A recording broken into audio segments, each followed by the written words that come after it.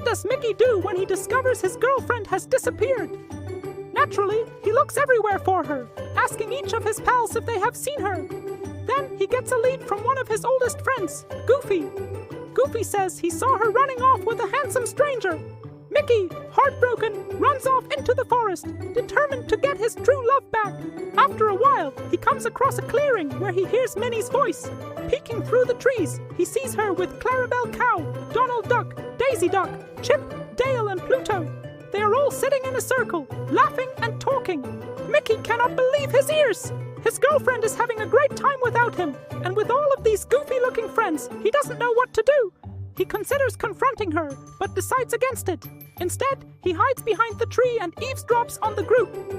"My goodness, girls," says Clarabelle. "You sure are lucky to have such wonderful boyfriends." Minnie blushes, then says, "Oh, I don't know about that. Which one is lucky and which one is not? You tell me."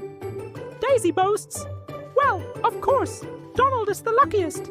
After all, he's the nephew of Scrooge McDuck."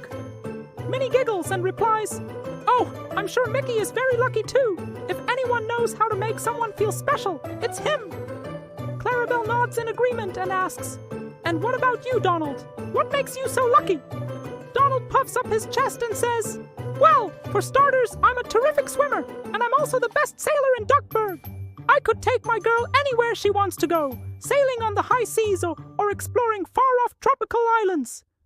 The other ducks look impressed, but Minnie and Daisy roll their eyes. "Oh, Donald," says Daisy, "don't be silly. It's not the size of your boat or the strength of your paddle that matters. It's the size of your heart that counts." Donald looks confused and Minnie takes over. She means that being a good boyfriend isn't about how much money you have, how fast your boat can go, or how strong you are, but about how kind and caring you are. Donald looks ashamed and hangs his head. "Well, I guess I could be a little kinder and more patient sometimes," he mumbles. Mickey cannot help but agree with what Minnie has said. He realizes that he may not have a lot of money or fancy things like Donald, but he has something much more valuable, his big heart. As he listens to Minnie talk about kindness, patience, and love, Mickey begins to understand what truly makes a great boyfriend.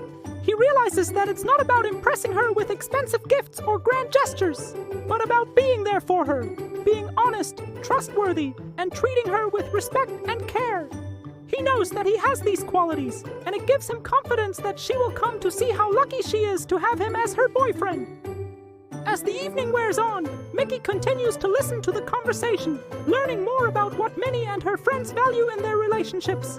He learns that communication is important, that trust is essential, and that being there for your partner when they need you the most is the ultimate test of love.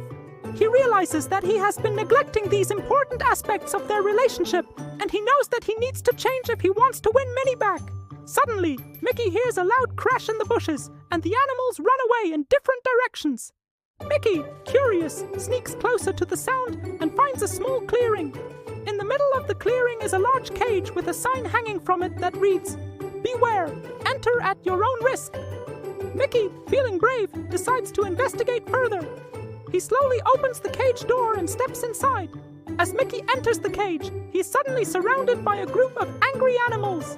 They all growl and snarl at him, and Mickey is too scared to make a move. "Who are you?" asks a gruff voice. Mickey jumps and turns around to see a burly bear standing before him. I'm Mickey Mouse," he stammers, "and I'm a friend of Minnie's." The animals let out a chorus of angry shouts. "Minnie," asks the bear, "where is she?" Mickey hesitates, but eventually tells them what he saw earlier in the clearing. The animals look at each other, and then back at Mickey. "We thank you for your honesty, Mickey," says the bear, "but now we must speak with Minnie ourselves." And with that, they burst out of the cage and run off into the forest. Mickey, feeling scared and alone, runs out of the cage and hides in the bushes. He watches as the animals approach Minnie and her friends. They angrily demand to know why Minnie and her friends were laughing and having fun when they had promised to help the animals. Minnie and her friends try to explain, but the animals won't listen. They are too angry and frustrated. Suddenly, Mickey can't take it anymore. He runs out of the bushes and stands in front of the animals. "Stop!" he says. The animals turn around and stare at Mickey. "Why should we stop?" asks the bear. "Because you're being unfair to Minnie and her friends," says Mickey. They were trying to help you, but you wouldn't let them. The animals look at each other again, and then back at Mickey. They realize that they have been unfair and apologize to Minnie and her friends. As the friends and animals are making amends, Mickey takes a moment to talk to Minnie. He tells her how much he loves her and how he wants to be a better boyfriend for her. Minnie, touched by Mickey's sincerity, forgives him, and the two make plans to work on their relationship. As the sun sets over the forest, Mickey feels hopeful for the future.